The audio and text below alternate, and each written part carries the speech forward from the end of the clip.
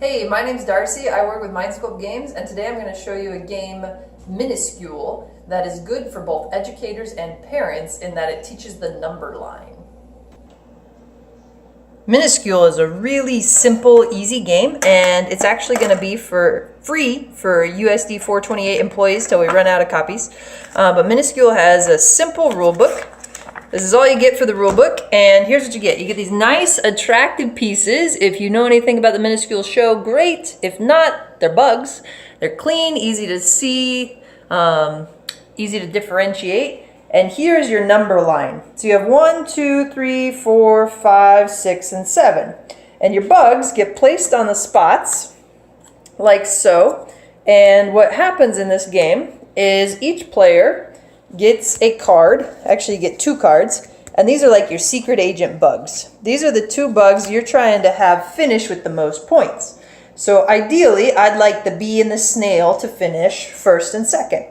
Now, in order for that to happen, I'm going to have some cards in my hand that allow me to move the bugs on the board.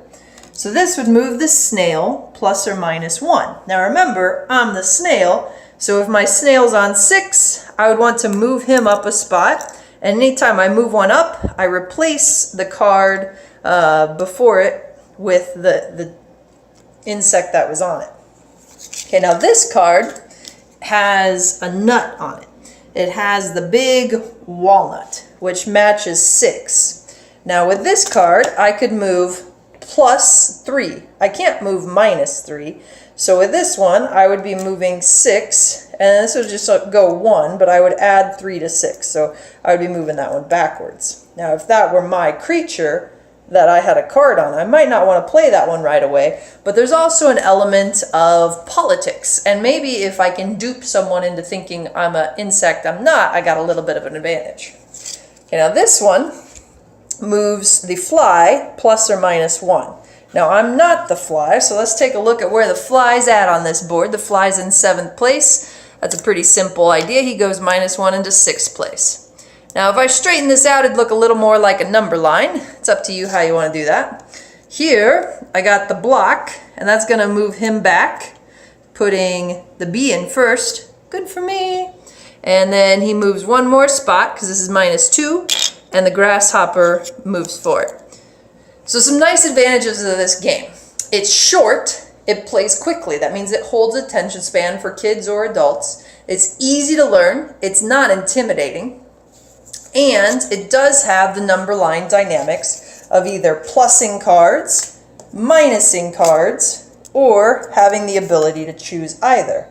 And you build that spatial logic of understanding the number line and how things go, and then you try to use it to your advantage. You take that knowledge and you try to create a win with it. So not only does this game teach a little bit of math skill, not only does it have some basic addition facts in it, but it brings in a little bit of, it's kind of goofy science awareness, but you're talking about nuts and insects. And then you also have the concepts of delayed gratification, fair play, interpersonal skills, and all that's tied into a math package free for educators from USD 428 till we run out at Minuscule Games, which is at 1401 Main on the corner of Forest and Main across from the street of the courthouse.